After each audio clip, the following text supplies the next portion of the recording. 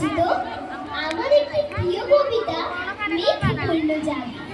মেঘ বলল যাবি অনেক দূরের গেরুয়া নদী, অনেক দূরের একলা পাহাড়, অনেক দূরের গহন জীবন, গেলেই দেখতে পাবি।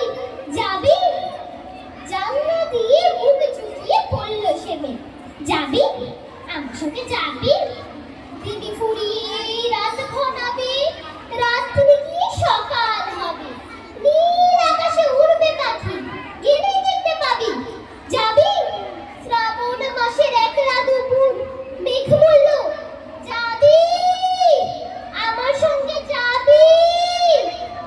কেমন করে যাব রে মেঘ, কেমন করে যাব? নিয়ম বাঁধা জীবন আমার, নিয়ম ঘিরে ধার ধার, কেমন করে নিয়ম ভেঙে এ জীবন হারাবো? কেমন করে যাব রে মেঘ, কেমন করে যাব? মেঘ বলল দূরের মাঠে বৃষ্টি হয়ে ঝরবো, সবুজ পাতায় পাতায় ভালোবাসা হয়ে ঝরবো, শান্ত নদীর বুকে আটবো জলোচ্ছ্বাসের প্রেম, ইচ্ছে মতন বৃষ্টি হয়ে থাকবো, থেকে পড়বো। এই রে, তুই যাবি? আমার সাথে যাবি? যাবো না রে মেঘ, পারবো না রে যেতে, আমার আছে কাজের বাঁধন, কাটিয়ে থাকি বলতে। কেবল যখন ঘুমিয়ে পড়ি তখন আমি যাই, সীমার বাঁধন ভেঙে দৌড়ে এক ছুটে পালাই, তখন আমি যাই।